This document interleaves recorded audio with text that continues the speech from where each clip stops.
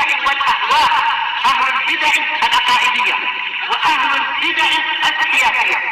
نقول بيننا وبينكم السلف، بيننا وبينكم الكتب، كان فيقول البدع بيننا وبينكم. قال النووي رحمه الله تعالى في رياض الصالحين. Al-hadisul awal wa an Abi Malik Al-Harith ibni Asim Al-Ash'ari radhiyallahu anhu qala Rasulullah sallallahu alaihi wasallam at-tuhuru syatrul iman. Bersuci itu adalah setengah keimanan. Walhamdulillah tamla'ul mizan. Dan ujian alhamdulillah itu memenuhi timbangan. Wa subhanallahi walhamdulillah tamla'ani au tamla'u ma bainas samawati wal ard. Subhanallah walhamdulillah itu memenuhi antara langit dan bumi. Wassalatu nur, salat itu cahaya. Wasadaqatu burhan, sedekah itu adalah bukti. Wasabru diya, kesabaran itu cahaya yang panas. Wal Qur'anu hujjatun laka au alaik, Al-Qur'an itu adalah hujjah untuk mendukung engkau atau membantah engkau. Kullun nas yaghdu, setiap orang itu masuk di waktu pagi. Faba'i'un nafsahu, di antara mereka ada yang menjual dirinya sendiri. Mereka menjual dirinya sendiri, manusia itu. Famu'tiquha, ada yang membebaskan dirinya dari neraka.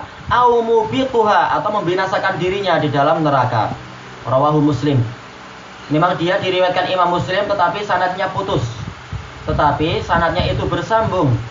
Diriwayatkan oleh siapa? Imam Nasa'i. Jadi memang hadis ini sahih. Karena dari jalur siapa? Mamtur Al-Azdi, Abu Salam. Dan beliau sikoh, cuma itu tidak disebutkan di dalam jalur Muslim kalau tidak salah. Al-Muhim hadisnya sahih. Kita lihat di sini Rasulullah SAW menyebutkan at-tuhuru syatrul iman. Bersuci, bukan tohur tapi tuhur dengan dhammah. Bersuci itu setengah dari keimanan. Kalau bersuci itu setengah keimanan, maka setengahnya lagi apa? Yaitu sholat. Karena apa? Karena sholat itu tidak sempurna kecuali dengan apa? Kecuali dengan kesucian. Sementara Allah Ta'ala telah menamakan sholat itu dengan keimanan. Wa maka Allahu liyudhi'a imanakum innallaha bin-nasi laraufur rahim. Dan Allah itu sama sekali tidak menyia-nyiakan keimanan kalian, yaitu apa? Sholat kalian ketika menghadap Baitul Maqdis sebelum dipindahkannya kiblat. Menunjukkan sesungguhnya Allah Ta'ala itu betul-betul maha penyayang dan penuh belas kasihan kepada kaum mukminin. Ini menunjukkan bahwasanya sholat itu adalah iman. Makanya ketika Rasulullah mengatakan at-tuhuru syatrul iman, yaitu apa? Setengah dari keimanan adalah kesucian, setengahnya lagi adalah sholat. Karena memang sholat itu tidak sah tanpa adanya kesucian. Iya, dengan wudu atau dengan pengganti wudu. Kemudian alhamdulillah tamla'ul mizan. Sekedar kita bilang alhamdulillah itu bisa memenuhi timbangan. Ini menunjukkan apa? Betapa besarnya keutamaan zikir. Karena memang apa? Alnya di sini adalah al-istighraqiyah. Seluruh pujian adalah milik Allah. Sebagaimana dijelaskan oleh Imam Ibnul Qayyim rahimahullah ta'ala bahwasanya seluruh dzarrat, seluruh biji dzarrah yang ada di alam semesta ini, di langit dan di bumi, di dalam langit, di dalam bumi, dan antara langit dan bumi, semuanya itu menunjukkan kemuliaan Allah Ta'ala. Makanya Allah Ta'ala itu terpuji di semuanya. Makanya di antara zikir setelah kita bangkit dari rukuk, setelah kita mengucapkan apa itu sami Allahu liman hamidah, apa ucapan kita? Rabbana lakal hamdu mil'us samawat wa mil'ul ardi wa mil'u ma syi'ta min syai'in ba'du. Wahai Rabb kami, bagimulah segala puji, sepenuh langit, sepenuh bumi, dan sepenuh apa yang engkau inginkan setelah itu. Jadi betul-betul alhamdulillah itu memenuhi seluruh makhluk. Makanya pahalanya memenuhi apa? Memenuhi seluruh timbangan. Ini keutamaan alhamdulillah. Subhanallahi walhamdulillah. Sekarang zikir dengan dua kalimat subhanallah dan alhamdulillah. Tamla'ani, itu betul-betul memenuhi. Au tamla'u secara jenisnya ma bainas samawati wal ard.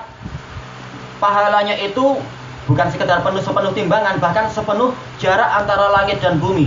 Padahal 500 tahun perjalanan. Makanya sebagian ulama salaf mengatakan seandainya pahala zikir subhanallah walhamdulillah itu dibikin menjadi jasad sebuah makhluk, niscaya makhluk itu akan apa? Memenuhi seluruh ruangan antara langit dan bumi. Ini besarnya pahala subhanallah walhamdulillah. Karena memang Allah Ta'ala sering mengulang pola ini di dalam Al-Quran. Pola subhanallah yaitu pensucian Allah dari segala macam kekurangan, dan alhamdulillah yaitu penetapan segala sifat kesempurnaan untuk Allah. Kemudian wassolatu nur, sholat itu adalah cahaya. Semakin banyak orang itu sholat, maka semakin sempurna cahaya dia. Makanya Rasulullah bersabda apa? Basyir al-masya'ina ilal masjid fi dhulumatil lail binurin tam yaumal qiyamah. Berikan kabar gembira bagi orang yang banyak berjalan ke masjid di kegelapan malam dengan apa? Dengan cahaya yang sempurna di hari kiamat. Dan sholat itu sendiri adalah apa? Memang cahaya. Semakin banyak sholat, semakin cahaya dia. Makanya Rasulullah SAW mengatakan inna hadal qabr mamlu'un bidzulmah wala Allah an yunawwirahu bi sholati. Sesungguhnya kuburan ini penuh dengan kegelapan. Padahal ini kuburan siapa? Kuburan wanita muslimah di zaman Rasulullah yang meninggal, yang dia itu biasa apa itu menyapu di masjid. Ternyata kuburannya pun masih gelap. Tapi dengan syafaat dari Rasulullah menjadi apa? Bercahaya dia. Ini menunjukkan bahwasanya sholat itu memang menjadi penerang. Wasodaqatu burhan, dan sodaqah itu adalah bukti keimanan. Kenapa? Karena manusia itu memang bakhil. Wa kanal insanu qatura, manusia itu bakhil, pelit. Memang manusia seperti itu. Sifat asli kita adalah pelit.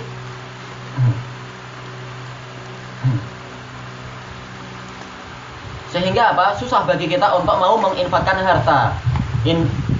Dalam ayat yang lain apa itu? Wa innahu lihubbil khairi lasyadid. Manusia itu sangat mencintai harta. Makanya kalau dia rela sedekah, menunjukkan apa? Bahwasanya memang dia itu beriman.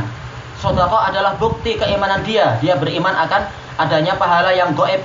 Walaupun belum terlihat sekarang, tapi dia percaya. Makanya semakin banyak sedekah, semakin besar bukti keimanan dia. Wasabru dia, dan kesabaran itu adalah cahaya yang panas. Allah Ta'ala membedakan antara apa? Nur dengan dia. Kalau nur itu adalah cahaya yang sejuk, cahaya tetapi tidak panas. Sementara kesabaran memang berat dan pahit. Makanya dia cahaya, tapi cahayanya adalah terang dan panas. Makanya Allah Ta'ala mensifati apa itu? Al-qamar itu dengan nur, dan mensifati matahari itu dengan apa? Dengan dia. Ja'alal qamara nuran wa ja'alal syamsa diya'a. Allah itu yang menjadikan bulan itu sebagai nur, cahaya yang sejuk di malam hari itu, dan menjadikan matahari itu cahaya yang panas di siang hari itu. Wal Qur'anu hujjatun laka au alaik, dan Quran itu menjadi argumentasi untuk mendukung dirimu atau untuk membantah dirimu. Sebagaimana disebutkan dalam hadis yang hasan li ghairi, nanti di hari kiamat Al-Qur'an akan datang bersama pengikutnya, bersama orang yang membacanya. Dia mengatakan, ya Allah, sesungguhnya Engkau menjadikan aku menaiki dia, tetapi dia itu adalah orang yang durhaka kepada ajaranku. Terus menerus aku mengajak dia, tapi dia selalu membelakangi aku. Kemudian Allah Ta'ala, kemudian Rasulullah mengatakan, wala yazalu yulqi alaihi hujjah. Terus menerus Al-Quran itu menimpakan hujjah kepada orang itu, hatta yaqulullahu azza wa jalla sya'nuka idzan. Allah Ta'ala mengatakan, terserah kamu bikin apa. Kemudian Al-Quran ini mendorong orang tersebut masuk ke dalam neraka. Kemudian datang orang berikutnya membawa Al-Quran, kemudian mengatakan, Allahumma hammaltani ala dhuhri. Ya Allah, sesungguhnya Engkau menjadikan aku itu di atas apa itu? Belakang dia. Kemudian disebutkan, wala yazalu amartuhu bil khair. Terus menerus aku ajak dia kepada kebaikan, wa huwa ya'malu bih, dia mengerjakannya. Dan apa? La yazalu Al-Qur'an yulqi lahu. Kalau tadi alaih, sekarang lahu hujjah. Terus menerus Al-Qur'an itu menyampaikan hujjah untuk mendukung dia. Hatta yaqulallah sya'nuka idzan. Allah Ta'ala mengatakan, silahkan kamu perbuat apa pada orang itu. Kemudian dia dibawa oleh pahala Al-Quran tadi masuk ke dalam surga, dan seterusnya kisah tersebut. Dan juga di dalam hadis hadis Umar bin Khattab, Rasulullah mengatakan apa itu? Innallaha yarfa'u bihadzal kitabi aqwaman wa yadh'u bihil akharin. Sesungguhnya Allah itu mengangkat dengan Al-Quran itu kaum-kaum, kelompok yang banyak, dan menghinakan dengan Al-Quran itu kaum yang lain. Kenapa? Kembali kepada apakah mereka mau melaksanakan ajaran Al-Quran atau justru membelakanginya.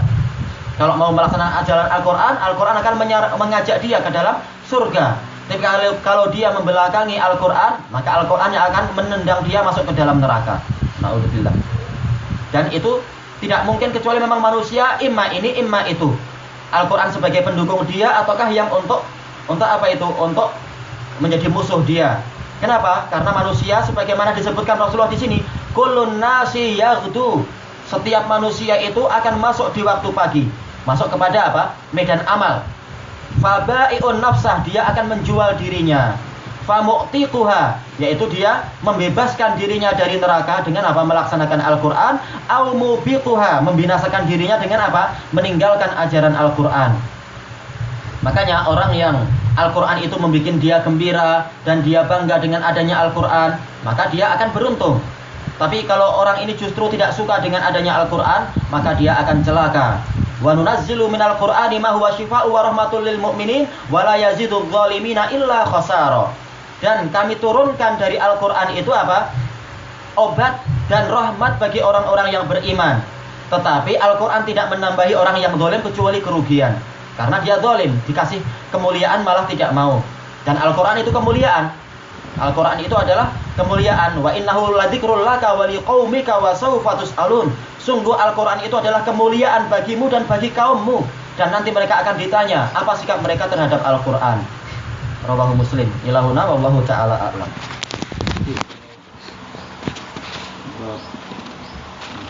Sedekah ya, memang yang sedekah nih, apa yang disedekahkan itu akan jadi penaung nanti. Iya. Masih di padang mahsyar. Iya, dia jadi penaung sebagaimana dalam hadis Uqbah bin Amir diriwayatkan oleh Imam Ahmad dan lain-lain. Kalau nggak salah Imam Ahmad di Sahihul Musnad itu. Rasulullah SAW bersabda, "Kullu insanin tahta dhilli shadaqatihi hatta yuqda bainal ibad." Setiap orang nanti dia ada di bawah naungan sedekah dia sampai Allah menyelesaikan keputusan seluruh hamba. Maka siapa itu murid dari Uqbah bin Amir Asbatun Nas, yaitu Uqbah Marsad Abdul Khair Marsad bin Abdillah Al-Yazani mengatakan, wala yukhti'u Uqbah bin Amir yaumun illa wa huwa yatasaddaq. Dan tidak pernah luput dari Uqbah bin Amir kecuali satu hari pun kecuali dia sedekah, imma bi ka'kah wa imma bi basola au bi ghairi dzalik. Mungkin dengan apa? Sedekah dengan sepotong roti atau sedekah dengan apa? Dengan sepotong bawang atau yang lain. Jadi betul-betul Uqbah bin Amir ini menjalankan ajaran Rasulullah SAW. Dan sedekah bisa dengan apa? Dengan kekuatan, bisa dengan kalimatul haq, bisa juga dengan apa? Harta, bisa dengan yang lain-lain. Banyak cara untuk sedekah. Wal kalimatut thayyibah sedekah. Wallahu a'lam.